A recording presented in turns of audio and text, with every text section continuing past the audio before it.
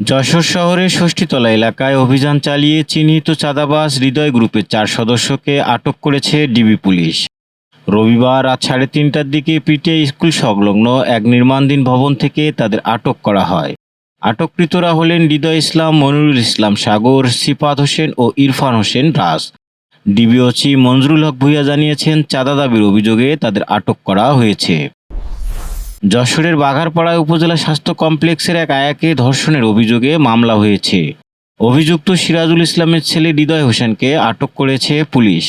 রবিবার দিবাগত রাতে ভাড়া বাসায় ঢুকে জোরপূর্বক ধর্ষণ করে হৃদয়, এমন অভিযোগ করেছেন ভুক্তভোগী ওই নারী। সোমবার সকালে তিনি নিজেই থানায় গিয়ে মামলা করেন। বাঘারপাড়া থানার ওসি ফকির তাইজুল রহমান জানিয়েছেন, ধর্ষণ মামলার ব্যবস্থা নেওয়া হয়েছে এবং ভিকটিমের ডাক্তারি পরীক্ষা সম্পূর্ণ হয়েছে। যশোরে এক 7ম শ্রেণীর ছাত্রীকে জোর করে বাড়িতে নিয়ে বিয়ে দেওয়ার অভিযোগে মামলা হয়েছে কোতোয়ালি থানায়। অভিযুক্ত বাবু, তার স্ত্রী আশুরা ও ছেলে রাসেল তিনজনেই চৌগাছার চন্দ্রপুর গ্রামের বাসিন্দা। এজাহারে বলা হয়, রাসেল স্কুলে যাওয়া আসার পথে মেয়েটিকে উত্ত্যক্ত করত। মেয়েটি অপহরণের পর তাকে আটকে রেখে বিয়ে দেওয়া হয় বলে অভিযোগ করেছেন তার দাদা। 2.5 বছর আগে আত্মহত্যা বলে প্রচার করা যশোরের কেয়া খাতুন হত্যার অভিযোগে অবশেষে আদালতে মামলা করলেন তার পিতা। তিনি বলেন, স্ত্রী ও খোরশেদ আলমের পরক্রিয়া দেখে ফেলায় তার 16 বছরের মেয়েকে হত্যা করা হয়। 2023 সালের 26 ফেব্রুয়ারি মেয়েকে ফ্যানের সঙ্গে ঝুলন্ত অবস্থায় পাওয়া যায়।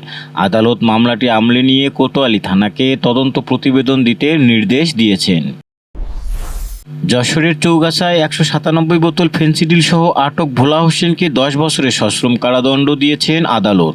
2021 সালের 26 অক্টোবর বিজিবির অভিযানে তাকে আটক করা হয়। মামলার শুনানি শেষে আদালত তাকে দোষী সাব্যস্ত করে অর্থদণ্ড সহ কারাদণ্ডের রায় ঘোষণা করেন।